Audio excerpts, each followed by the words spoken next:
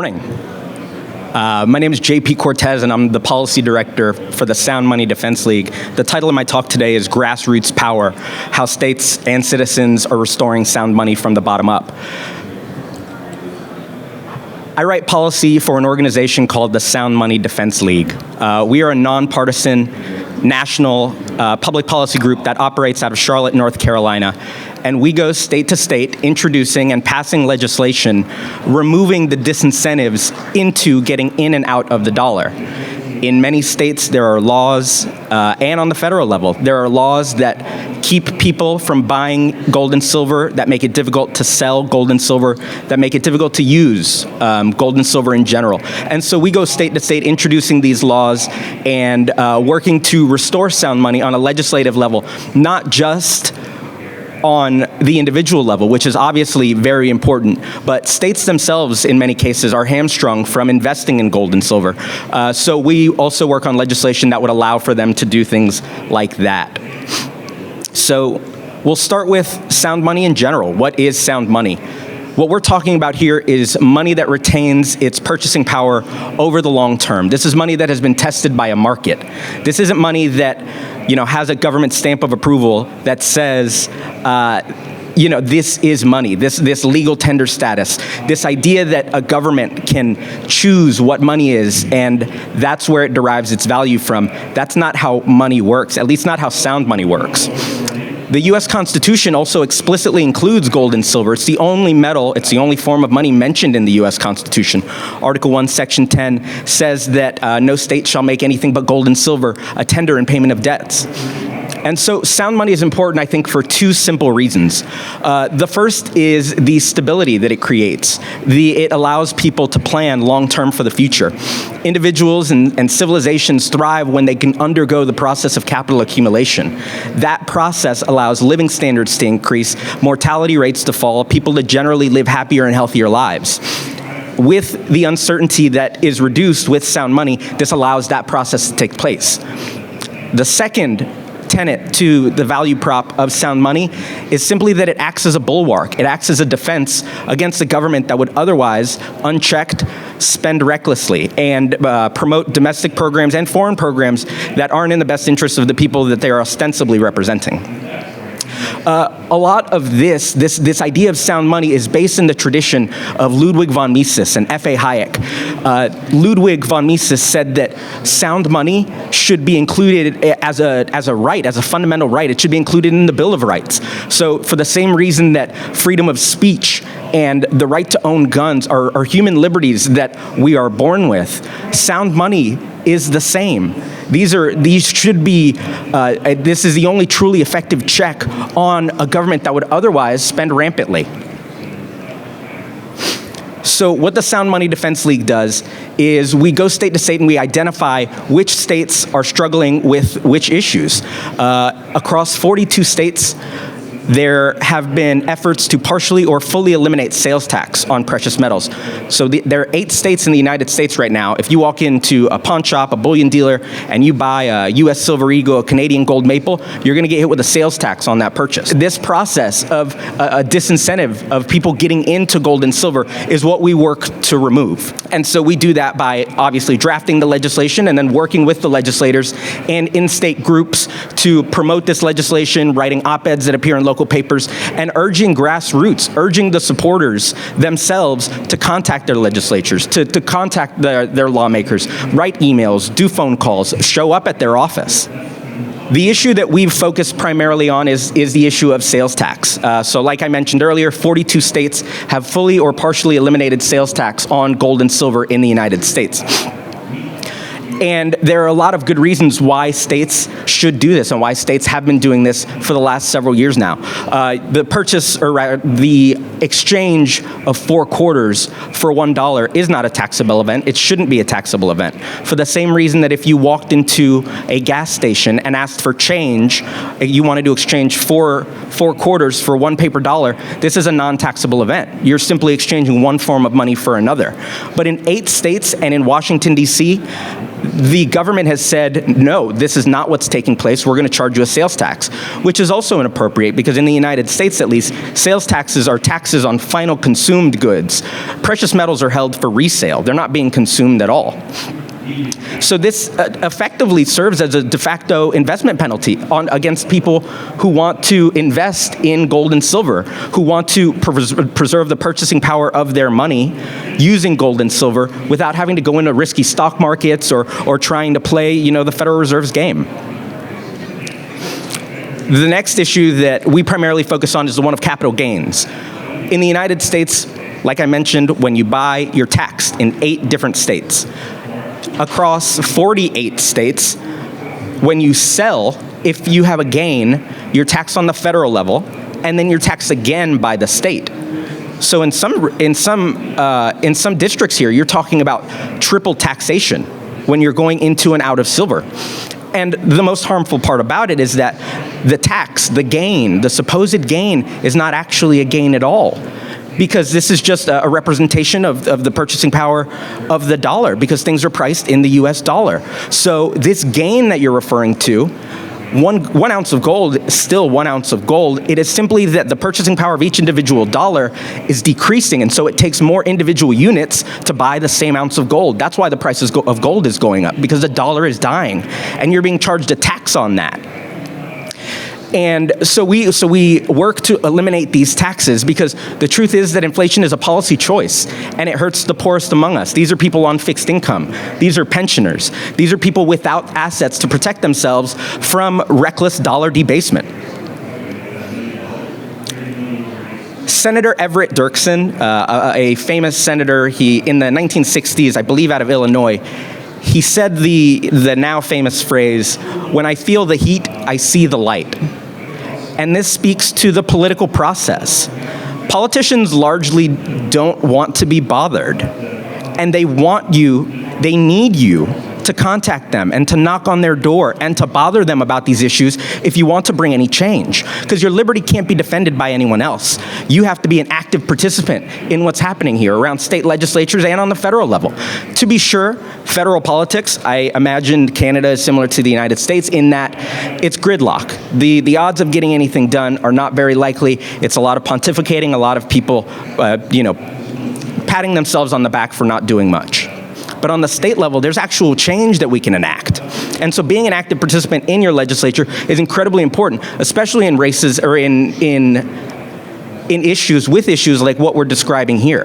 And I have 3 short little anecdotes on this very issue.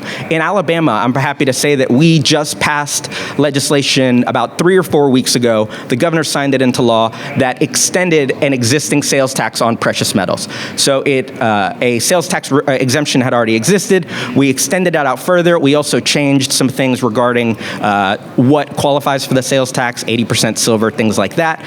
So we had some minor details, but in the course of this legislation and at testimonies, at hearings, there was a Senate hearing where a senator from Alabama thanked, as she was introducing the bill, she said, "Wow, this has been the most popular bill this session." And these are tiny minor bills. These aren't bills where we're asking for huge lifts, but legislators themselves are saying, oh, we're hearing from people in a way that is uncommon for state legislatures. In Arkansas, there was a similar issue. We actually were not going to be heard. We were working on a sales tax exemption there on gold and silver coins and bullion, and the Senate committee here, or the Senate committee leader that we were sent before, decided that he wasn't going to hear our bill. He didn't want to hear it. He put it in his pocket, and that is kind of the way of American state politics. That happens very often. So what we did is we sent out emails to our thousands of supporters in Arkansas with his phone number, with his email address, saying, hey, this policy hurts people in our state. It hurts investors, it hurts dealers, it even hurts state revenues, because conventions and large businesses are avoiding this state because of this policy that you have of taxing precious metals. So one day I'm sitting in the office and I get a phone call from a number I don't recognize from Arkansas. It is the senator of this committee, and he is very unhappy. How can you do this? My phone hasn't stopped ringing. My emails are going off. We can't get anything done. Fantastic. This means it worked. And the next day, literally the next day, we were scheduled to be heard, and the governor signed it into law a couple of weeks later. In Tennessee, I have a similar story to report, where during the committee hearings that were taking place just 2 weeks ago, these legislators, people that weren't even on the committees, people we weren't even lobbying, were telling us, this has been the most popular bill of the year. Thank you for half the state of Tennessee for contacting us on this issue. And so this is what it takes to bring about change in state legislatures. It's the grassroots pressure. Politicians don't want to follow. Or excuse me, politicians don't want to lead. They want to follow. They don't want to be the first person or the first politician or the first group to bring about new legislation. Politicians don't want that pressure.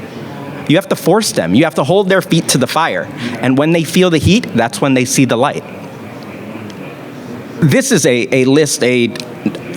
short list of some of the states that have recently passed sound money legislation through the course of what we're doing here, introducing legislation, working with legislators and in-state groups. These are some of the states that have proactively removed sales tax on precious metals, removed capital gains taxes. These are states that, in Wyoming's case, has done complete tax removal. Any tax liability is completely illegal in Wyoming on precious metals. And these are the ones that have passed. So our effectiveness and the efficacy of our programs and our process here works. Similarly, there are defensive victories that we can claim. There are states that have longstanding exemptions that are actively trying to remove them. Tax-hungry politicians wanting to fill the state coffers with revenue that they believe they can get if they tax gold and silver. And so states introduce legislation to repeal some of the work that we've done. And I'm happy to say that in these states, Nebraska, Washington, Pennsylvania, Maryland, these are states that introduce legislation to repeal exemptions. And we worked the same way to work with the legislators and with people in the group to have them contact their legislators and say, no, you will harm our business. Businesses will leave the state. Investors will leave the state. And that has been incredibly effective as well. And then more generally, there has been a massive amount of states that have simply introduced legislation like this. States all over are considering legislation like this. And sound money is not partisan, but it is political. And so you have the wide spectrum of states from red to blue all introducing and passing in many cases legislation like this. Legislation to remove capital gains, legislation to allow the state treasurer to store taxpayer funds in gold and silver, pension funds that are wildly underfunded. Where America's heading towards a pension crisis, and they are continuing to gamble in these risky stock market casino type assets.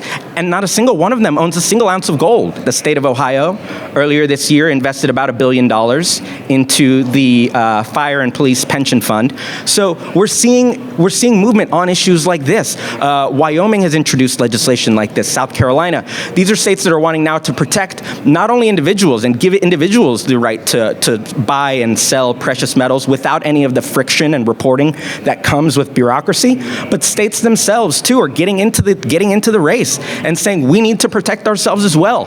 In some cases, by establishing in-state gold depositories in their own states, storing their own assets within their own states, outside of the clutches of the federal system and the Federal Reserve banks.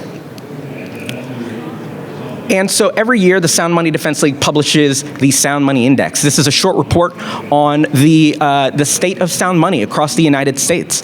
We rank all 50 states using 12 different criteria to determine which states have the most pro and the most anti sound money environments in the country. And a lot of that focuses on the taxation issue, to be sure.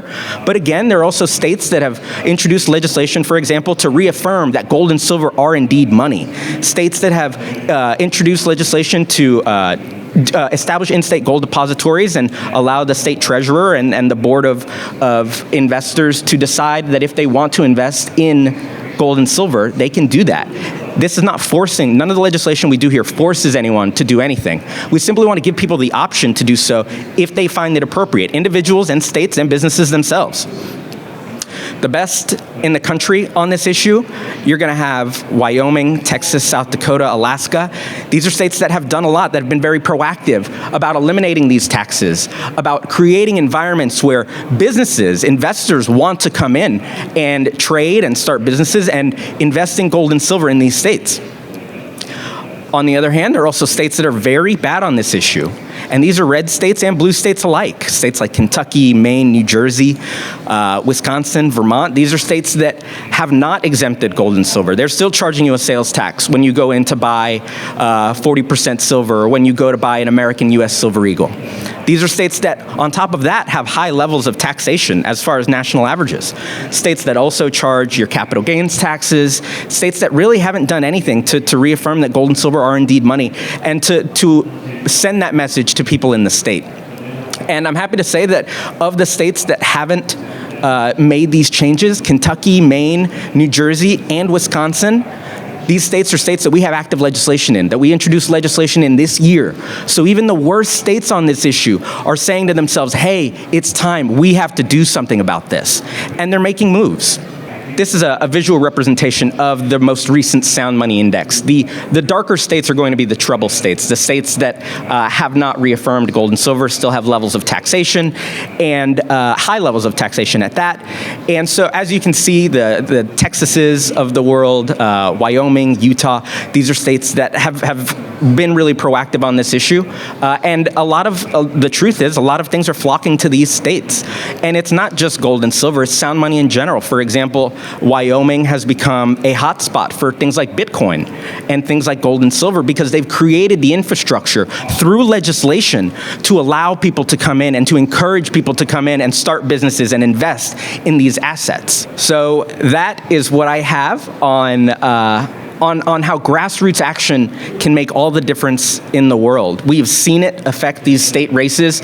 We work on a federal level too, and you can feel the difference in grassroots because on the state level, these legislatures are not used to hearing from people.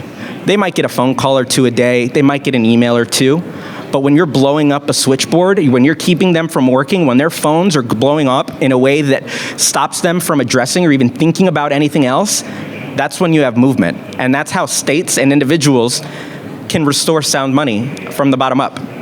So here's our contact information. I'm on Twitter, JPCortez27. The website is soundmoneydefense.org. You can find the index at moneymetals.com/guide/soundmoneyindex. And there's my email too. So if anyone wants to reach out or collaborate or do anything like this, I am happy to hear back from anyone. So thank you for your time. Thank you for being here. And I'll take any questions if anyone has any. Yes, sir.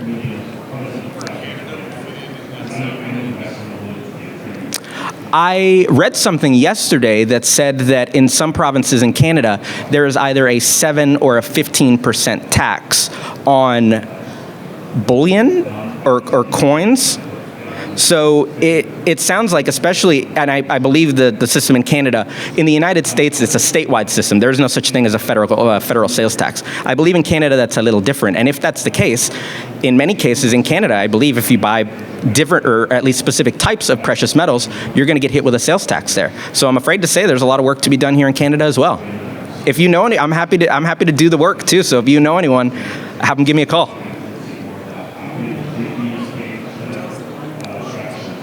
So the question was regarding Idaho. Idaho is one of the states in the United States that has done a lot on the sound money issue. Bills have been introduced there and passed there to remove taxation, to allow and empower the state treasurer to hold precious metals, to store different funds, reserve funds and trust funds in physical gold and silver. And I think Idaho is a really great example of legislators who get it. There is a contingent of firebrand legislators in Idaho that are pushing hard on this precious metals sound money issue, largely because inflation is what it is. There's geopolitical strife all over. There's higher inflation, the higher CPI than we've seen in decades, and states, legislators, and individuals themselves are waking up to this, and they're being proactive about passing legislation to help mitigate some of the damage. Because the truth is, a lot of this damage stems from the federal level, no doubt. But that doesn't mean that states have to be a party to this. There are things that states too can do to mitigate some of the damage, and that's where we come in. Thank you, everyone, very much for your time.